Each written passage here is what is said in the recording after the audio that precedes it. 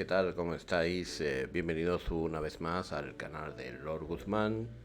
Bienvenidos al castillo de Lord Guzmán y bienvenidos a una sala del maestre. Hoy nos hemos mudado un poquito de nuestra biblioteca particular, de la sala del maestre, a esta sala un poco más lounge, para hablar de un juego de 2010, un juego que en España fue editado por Edge, como es Canción de Hielo y Fuego. Aquí hubiese molado, si no hubiésemos tenido problemas de copyright, haber metido esa magnífica intro generada y creada por HBO para la serie de televisión de Canción de Hielo y Fuego. Pero claro, tampoco queremos tener problemas con HBO, ni con nadie de la compañía, ni mucho menos con los creadores de la serie de televisión, una de las mejores series de televisión de los últimos tiempos, salvo por la última temporada. Y tampoco queremos tener ningún tipo de problema de que nos tienen el vídeo abajo, así que lo que vamos a hacer hoy es hablar de este juego de rol que salió en 2010, que aquí en el canal habéis visto en dos ocasiones, con una campaña de creación propia, como es El Puño de los Primeros Hombres, que fue la primera que dirigí hace ya unos cuantos años incluso, y la segunda que dirigí el año pasado, o el anterior, creo que era anterior ya, que es la de la balada de los hijos, la balada de los hijos bastardos, una cosa así. Que la narré, pues no sé si fue el año pasado en primavera o ya incluso diría que el año anterior. Yo diría que incluso el año anterior. En definitiva, este juego que surgió en 2010 y del que vamos a hablar un poquito ahora, ¿no? Y hablar de Canción de Hielo y Fuego, no podríamos empezar a hablar de Canción de Hielo y Fuego sin hablar en primer lugar de uno de los de las sagas literarias que han marcado tendencia dentro de la fantasía contemporánea, de la literatura contemporánea de fantasía, como es la obra de su célebre creador George R.R. Martin, y hablar de una de las sagas, de las mejores sagas literarias de los últimos tiempos de fantasía, incompleta, porque George R.R. Martin no le sale de los cojones de terminarla de escribir. Se está distrayendo en... Está haciendo antes precuelas y secuelas y historias antes que terminar la saga principal. Yo nunca he entendido esa forma de pensar del autor. Termine usted, termine usted la saga y luego escriba usted sobre los Targaryen, su primo, su hermano y su huevo. Pero deje usted los Targaryen ahora mismo, una mijita aparcado, vamos, digo yo, y termine los dos puñeteros el libro que queda para terminar la saga, cabeza. Que a este paso no lo termina usted de escribir, que ya tiene usted una edad. Cuídese y termine los dos libros que nos va a dejar al final con las mieles en los labios. Es que, en fin. Pues eso, vamos a hablar de este juego que basado en la obra del señor Martin, ¿vale? Y hablar de la saga del señor Martin, eh, repitiéndonos en todo lo que ya hemos podido ver desde la publicación de su primer volumen, en todas las críticas que hayáis podido leer de sus novelas, de las series, de todos los miles de vídeos que habéis visto en YouTube, de creadores de contenido hablando sobre las series, sobre todos los personajes, de todo el boom, ¿no?, de información que ha habido sobre alrededor de esta saga literaria, ¿no?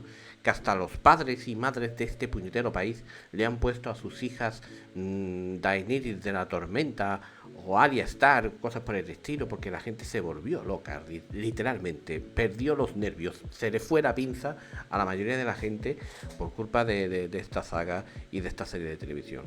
Así que yo lo que me quiero referir es única y exclusivamente, y lo que quiero comentar aquí es la adaptación de este universo de Martin a un juego de rol. Un juego de rol, ¿vale?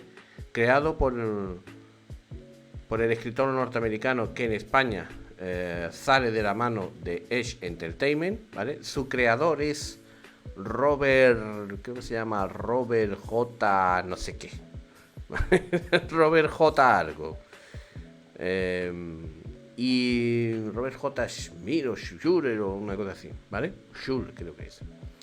Es el creador, ¿vale? Es el creador de la adaptación de la obra literaria de señor Martin a un juego de rol, ¿vale? En España salió editado de la mano de Edge Entertainment. Y si alguno no habéis estado en una cueva o habéis estado llevando vida contemplativa durante los 20, 10, 15 últimos años y no tenéis ni puñetera idea de qué es Canción de Hielo y Fuego, yo os insisto a que os paséis sin perder tiempo por vuestra librería más cercana, pilléis al menos el primero de los tomos, lo leáis, lo vais a empezar a devorar del tirón, sobre todo si os gusta la fantasía medieval. Os va a encantar. No es alta fantasía, olvidaos de eso, porque no es alta fantasía, pero yo creo que os va a encantar. Y a partir de ahí, si no soy muy fan de leer, veros la primera temporada de Juego de Tronos y a partir de ese momento me vais a decir, quiero jugar esa mierda. ¿Vale? Ya una vez que veáis eso, vais a querer jugar seguro este juego de rol, ¿vale?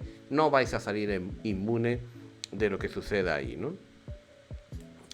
¿Y de qué es lo que vamos a hablar? Pues eso, pues vamos a hablar de este juego de rol que se llama Canción de Hielo y Fuego, exactamente igual que la saga literaria, o CHF, como se viene reducido en las propias siglas del propio libro, una vez que lo abres y empiezas a vagabundear por él. Y es un juego de rol que desembarcó en nuestro país tras un largo compás de espera. Por lo que tengo entendido, todo sucedió porque lo que intentaron fue crear expectación, creo yo, porque realmente el juego ya tenía un tiempecito antes de que Edge lo publicara aquí, pero bueno, la verdad es que fue uno de los juegos más esperados del año en el que se publicó. Estamos hablando de que este juego pues puede tener sus, ¿qué?, 13 añitos. O sea que el juego no es de ayer, ni muchísimo menos, para nada, ¿vale? El juego ya tiene su tiempo, pero es cierto que bueno, el juego pues salió eso en 2010. No pasa, más vale tarde que nunca, o que mal, ¿no? Si el juego hubiese estado muy mal hecho, pues lo diríamos aquí. Ya sabéis que yo me mojo y digo, pues el juego está muy mal hecho, ¿vale? Tengo que decir que el sistema de Canción de Hielo y Fuego tiene sus cositas que a mí me chirrían porque es un poquito old schoolero, ¿vale? Old schoolero, sí, old school, ¿vale? Es un poquito old school. De la vieja guardia, de los que tiran más por el simulacionismo que por la interpretación o la narrativa. Eso hay que partirlo desde ese punto de vista, porque si no, no seríamos sinceros ni justos con el juego, realmente, ¿vale? Quien guste del rol, de esto del rol, y le guste el rol simulacionista, yo creo que lo va a disfrutar. Y aquel que no le guste tanto el rol simulacionista, tal vez no, ¿vale? Este juego ya tuvo un intento, ¿vale? Por parte de la editorial estadounidense de Guardians of Order, mientras daba sus últimos estertores en la industria. Y lanzó al mercado un juego en 2 ediciones, la normal y la de lujo, con la firma, por cierto, de George R.R. Martin incluida. Dicen que las ventas de ese primer amago de Canción de Hielo y Fuego al mercado realmente fueron buenas, o muy buenas incluso, pero no fueron lo suficiente para salvar a la empresa de la quiebra. A pesar de todo, no creo que hoy se pueda considerar a Game of Thrones RPG uno de esos incunables merecedores de estar en nuestro acervo cultural rolero, pues a pesar de dar con el título adecuado, la adaptación del mismo fue reguleras, tirando a mala, ¿vale? ¿Por qué? Pues porque en su día se optó por llevarlo a lo que muchos parece el sistema por excelencia, es decir, se creó un juego de rol basado en el D20 System, ¿vale? En el sistema D20, simplemente por el mero hecho de que podía aparentar, al ser un juego de fantasía, tirar de las orejas del sistema de Dungeons and Dragons, que también es el juego por cabecera, por excelencia de los títulos de fantasía en cuanto al rol, y se pensó que ahí podría estar la magia de mezclar Juegos de Tronos con el D20 y que aquello fuese pues una máquina de hacer dinero. Y realmente no fue así. Un juego basado en el tono único que supo infundirle Martin a su obra se merecía una adaptación única. Probablemente los desarrolladores de Guardians lo sabían y por eso metieron de tapadillo su propio reglamento en una edición de lujo. De lujo hasta en el precio. Estamos hablando de que hace 12, 13 años, $100, ¿vale? Era un precio bastante alto, ¿vale? Para lo que viene siendo un juego de rol, ¿vale? Visto el cariz que toman las cosas y el mercado. Aunque hoy en día, quizás digáis, pues tal y como se está poniendo la industria, $100 por una edición de lujo tampoco es tanto. Pero bueno, estamos hablando de hace 13 años, con lo cual, más de 13 años, con lo cual, tal vez, tal vez sí estemos hablando de mucho dinero para aquel entonces, ¿no? El Tree Stat System fue el sistema que crearon para esta edición de lujo. Una mecánica mucho más minimalista que el D20, ¿vale? Más intuitiva también que el D20 de la casa Wizard of the Coast. Pero, como he dicho, la cosa llegó tarde y mal, por no hablar de que su llegada a España, merced a Debir, que nos encalomó aquel juego por un montante sonante 50 euracos. 2010 todavía no estábamos acostumbrados a pagar 50 euracos por un juego de rol, a cambio de un libro que se llamaba algo así como Dungeon Master. Bueno, un libro que llamaba Dungeon Master, director de juego, ¿vale? Dentro de lo que viene siendo este Canción de Hielo y Fuego Deluxe, ¿vale? Y encima se caía a trozos con tan solo mirarlo. El manual no estaba muy bien hecho. De hecho, me ha hecho mucha gracia escuchar por ahí que lo llegó a ser nombrado o llamado como el juego de rol de Ikea, ¿no? Dada su versatilidad a la hora del desmontaje, ¿no? Que se desmontaba con mucha facilidad. En definitiva, que hubo que esperar un poquito más para tener una versión un poquito más decente de lo que realmente queríamos. Y tuvimos que esperar hasta que Green Ronin, una de las editoriales más interesantes del mundillo anglosajón,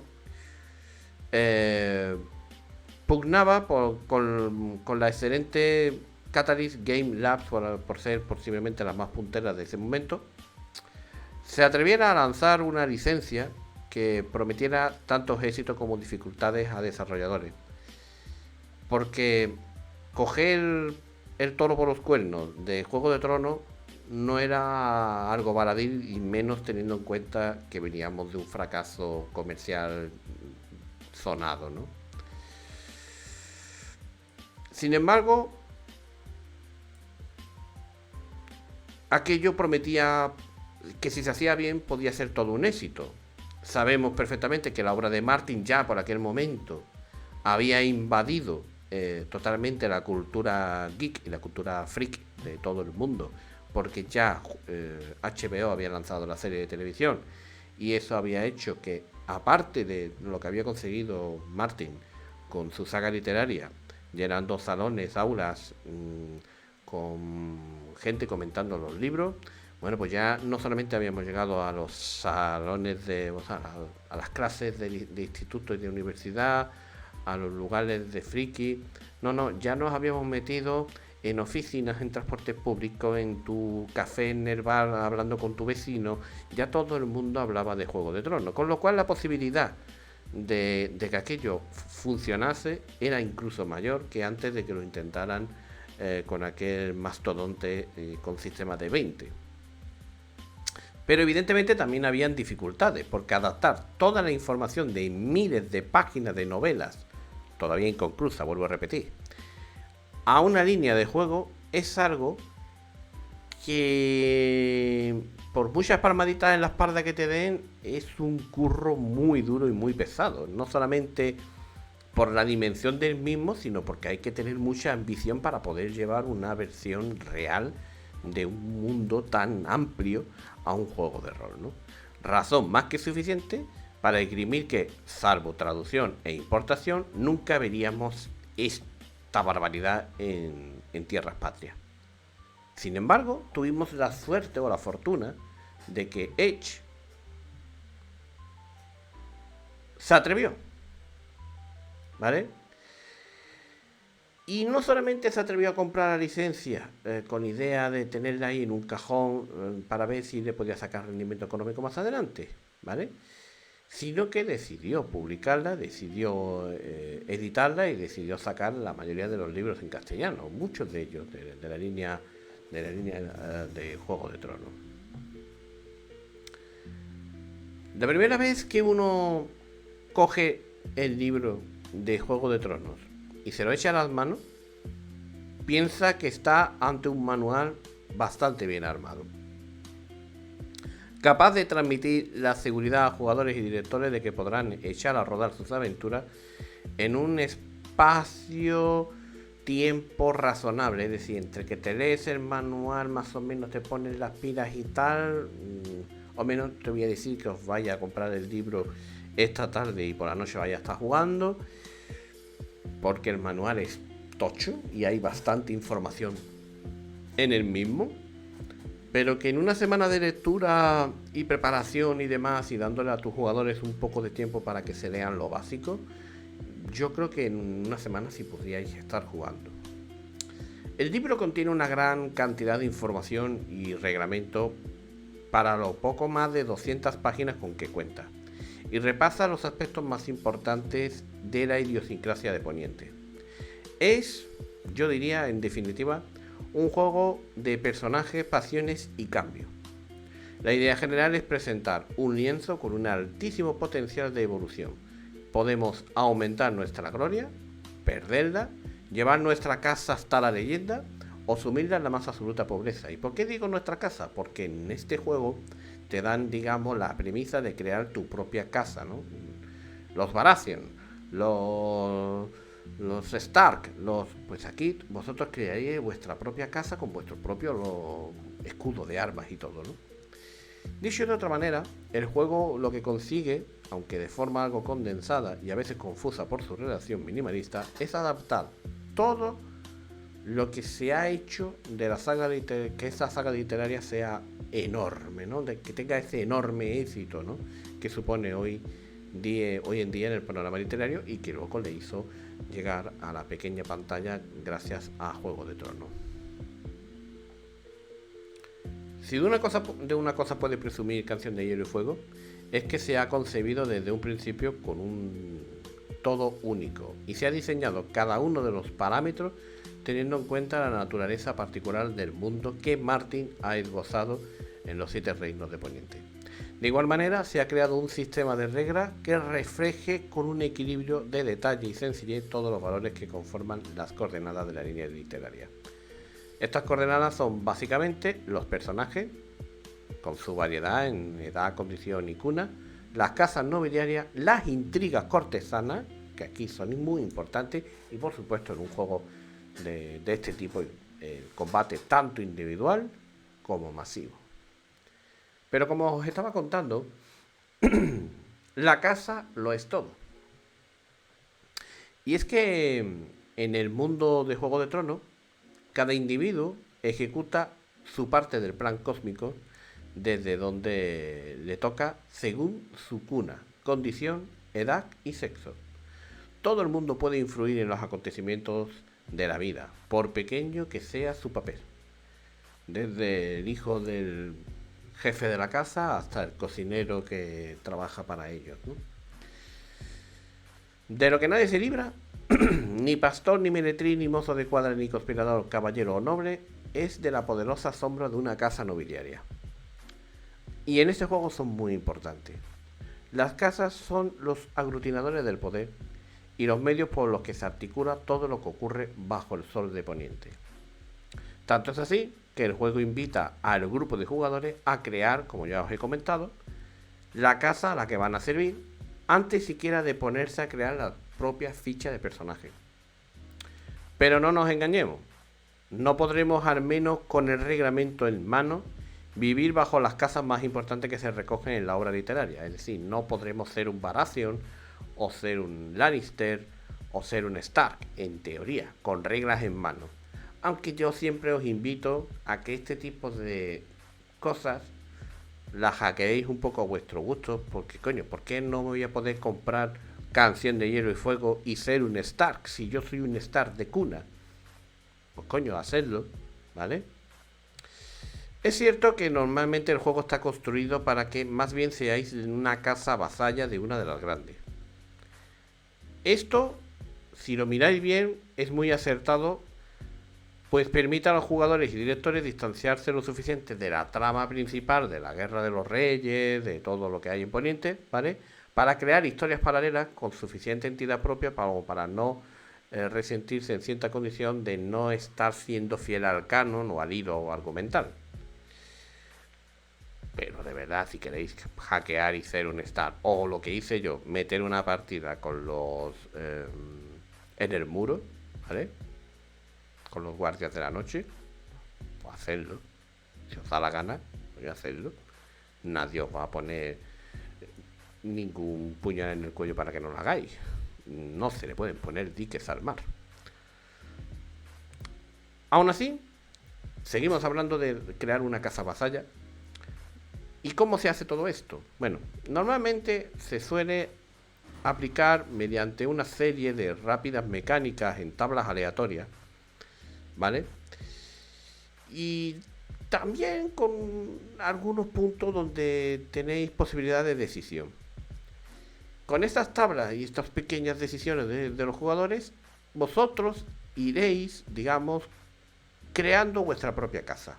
Desde dónde se ubica geográficamente, con las implicaciones que ello conlleva, ya que si sois una casa del norte, lo normal es que seáis vasallos de los Stark, por ejemplo, hasta la infraestructura del dominio, pasando por todo tipo de detalles que, sin llegar a ser exhaustivo, dotan a la casa y a sus alrededores de una personalidad que luego vosotros podréis llevar a vuestras propias partidas.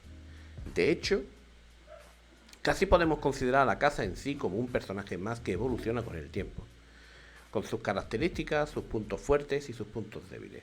Si aplicamos el reglamento tal cual, la casa es muy importante.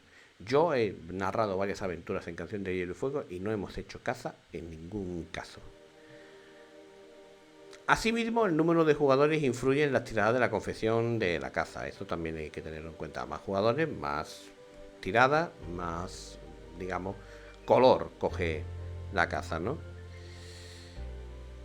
Con los recursos disponibles tendremos que afrontar duras decisiones. Queremos que en nuestro dominio haya una ciudad dominante o solo aldea desperdigada. Queremos que nuestra familia gobierne desde un palacio imponente o desde un torreón o desde una empalizada. ¿Y qué hay de la guarnición? ¿Nos limitamos a la guardia personal de los miembros de la casa o podremos pagar a un ejército y unas fuerzas del orden que protejan nuestros dominios? ¿Miramos al mar? ¿Tenemos puertos? En definitiva, son aspectos que se pueden ir tocando en la creación de la casa. Son ideas que recuerdan a los juegos de estrategias, aunque en este caso no tengamos tablero. Y al recordar tanto a los juegos de estrategia, a mí no me molan. Es, de hecho, de las cosas de este juego que menos me molan. Y es básico para jugar Canción de Hielo y Fuego, pero no me mola. Por eso quizás narro muy poco Canción de Hielo y Fuego, porque me encanta la historia y se me ocurren mil cosas que poder narrar en Canción de Hielo y Fuego, pero toda esta mecánica me saca porque no me terminan de convencer. En fin, es cierto que son aspectos que le dan más, que se asemeje más, ¿no? Que sean más fieles, por así decirlo, a la obra de Martin, ¿no? Pero no me termina de gustar aquello de que los jugadores tengan que ponerse de acuerdo sobre algunos aspectos colectivos en constante momento de cómo gestionar la casa, como si estuviésemos jugando un juego de estrategia. A mí eso, pues no me termina de gustar. Nos metemos ya así en los personajes. Una vez creada la casa, incluidos los detalles menos hondos, como soy, incluso hasta su escudo de arma lo podemos crear y el lema, ¿no? Tendremos que ponernos con los personajes. Lo ideal es que los jugadores ya tengan una idea previa de qué quieren hacer, y lo más probable es que con esa idea pues incluso tome más forma durante la creación de la casa nobiliaria. Como casi siempre, el proceso arranca con la definición de un concepto general que traducir luego a cifras y variables. El siguiente punto ya nos va recordando que estamos jugando una adaptación de la saga literaria, porque habremos de escoger la edad de nuestro personaje. Martin nos presenta un vasto abanico de personajes de edades muy dispares, y es una de las sagas de fantasía adulta donde más protagonismo se le da a los niños. De ahí que podamos interpretar desde a un niño de 9 años hasta un venerable anciano de 80.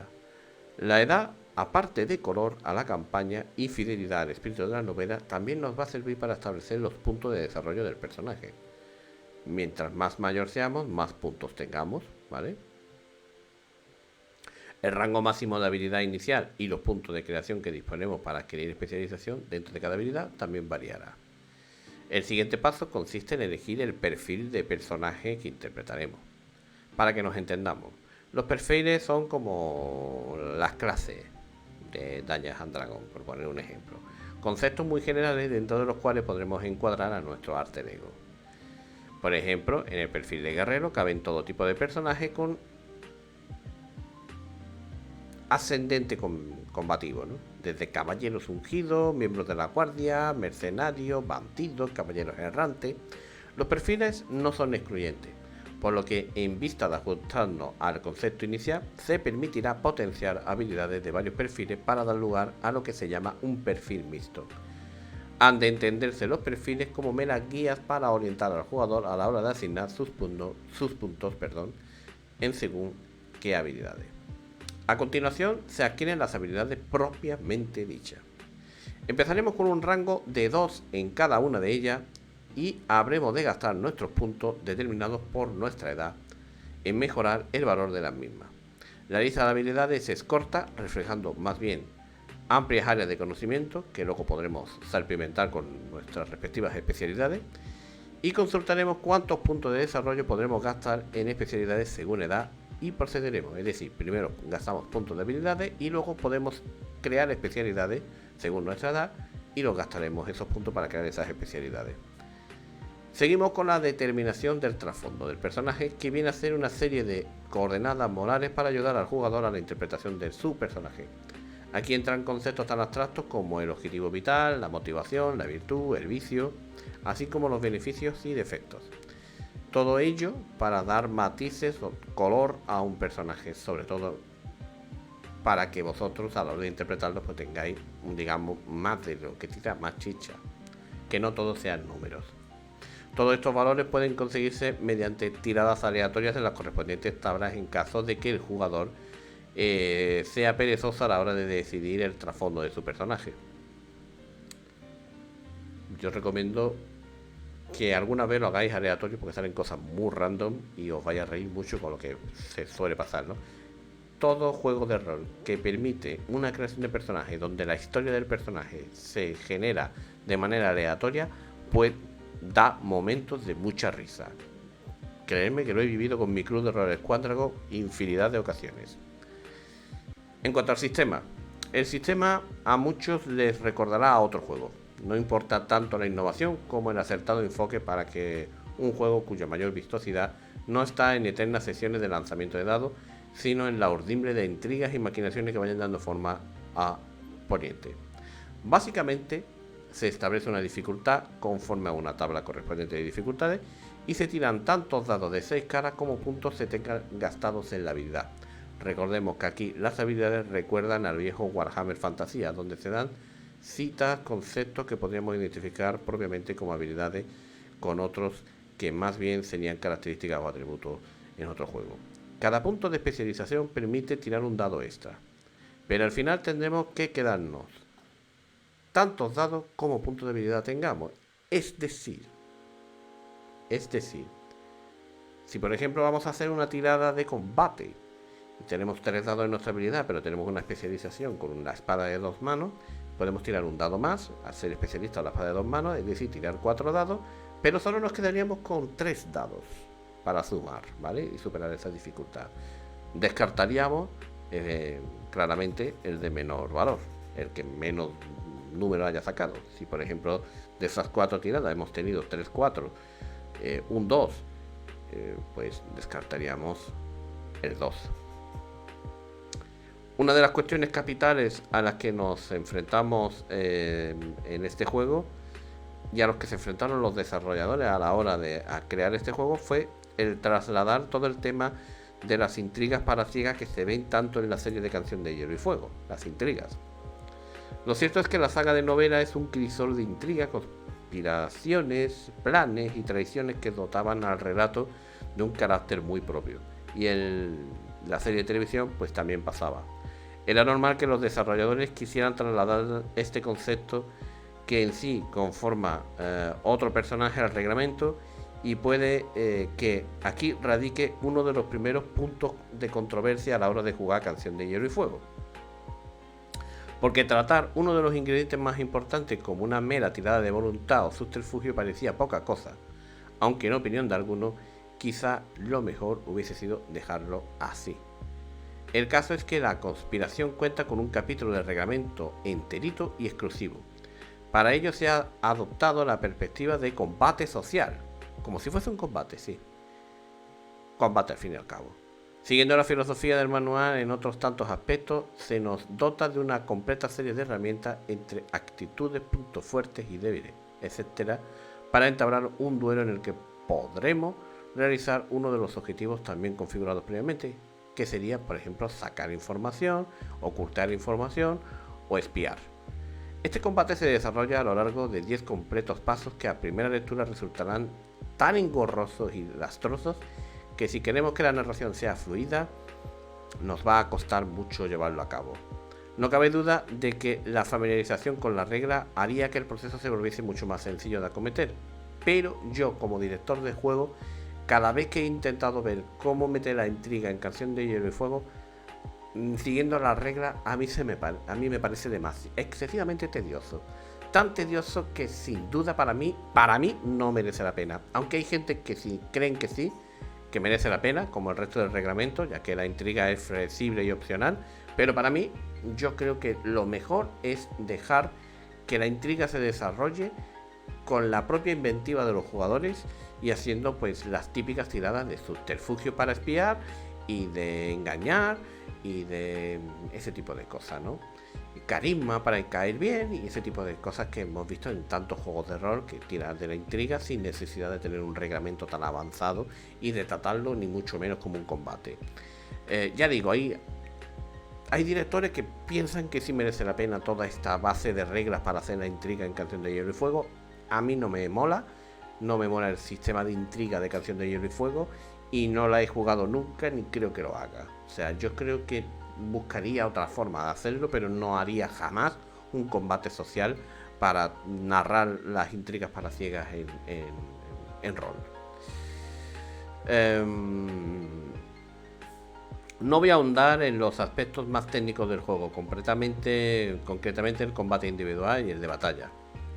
Basta decir que, aun partiendo de conceptos muy familiares, se ha conseguido dar con un sistema bastante ágil y flexible, aunque el combate de batalla es un poco caótico. Ciertamente estos aspectos siguen la idiosincrasia general del juego, que viene a ser la de proporcionar un manual que te dé la sensación de herramientas bien armadas a la que recurrir de forma ágil en busca de reglas para situaciones concretas. Yo soy de los que opinan que todas las reglas opcionales son opcionales. Si os están entorpeciendo el combate, no las uséis. Esto para mí enlaza con la sensación de que el libro parte desde la presunción de un buen número de situaciones que pueden darse, dando lugar así a un reglamento que ha sido previsor. Lista cerrada de habilidades, muy concreta, pero a la vez con una flexibilidad que permita abarcar lo que no venga de serie. Listados completos de maniobras de combate, ahí donde viene lo del simulacionismo. Aspectos muy concretos y definidos para la caza y el dominio. Vamos, que sigue una filosofía sumamente práctica y versátil, pero eso sí, muy simulacionista y con mucha cantidad de reglas. Algo de lo que no estamos acostumbrados y de lo que de los que cada vez se llevan menos de moda en cuanto al rol. O sea, el rol cada vez va más hacia la sencillez y menos hacia muchas reglas. Cuando un juego de rol se ve que tiene muchas reglas, mucha cantidad de reglas, que prácticamente está arreglado todo, se nota que ya ese juego de rol tiene unos añitos. Y este es el problema que tiene Juego de Tronos, ¿no? Que es tanta información que obliga a un ejercicio de síntesis brutal para poder jugarlo. Lo que en ocasiones da lugar a párrafos explicativos que quizás sea necesario repasar más de una vez, incluso en partida. Y que cortar un poco el rollo porque tenéis que parar la sesión para poder repasar una y otra vez ese tipo de reglas y ese tipo de cosas. Hay un buen número de ejemplos, ¿eh? Los ejemplos son abundantes, ahí no me quejo, hay un montón. Pero es cierto que en cuanto a reglas es muy denso este juego. Por lo tanto, yo tengo que decir que Canción de Hielo y Fuego se ha hecho o ha tratado de hacer un enorme esfuerzo para transmitir los valores de las novelas a un sistema de reglas. No se me caen los anillos para decir que es una adaptación bastante digna y muy buena en cuanto a juegos de rol de esta saga de novela, pero quizás demasiado llena de reglas, ¿no? Quizás sobran muchas reglas. El juego, por cierto, se presentó en un llamativo formato, vamos a hablar del formato físico, a color, con tapa dura, lo que el jugador medio llamaría una edición de lujo. El libro es muy vistoso en todos sus aspectos e introduce la información de manera legible, concisa y práctica. Aparte del a veces exceso de síntesis en la redacción que he mencionado antes, una pega que le veo es la selección de formato en los títulos, en la maquetación, así como algunos de los colores escogidos que a mi modo de ver sobrecarga un poco tanto recuadro chillón y las combinaciones de tonos para recuadros y títulos quizás no sea la más acertada. Las ilustraciones, una cosa que hay gente que le gustan las ilustraciones de los juegos de rol. Yo no soy muy amante de las ilustraciones, aunque recordad que me gustan, pero que tampoco, que me sobran, no voy a decir que me sobran, pero que tampoco soy de estos que compran un juego de rol porque bonito, qué ilustraciones más chulas tienen. Un poco...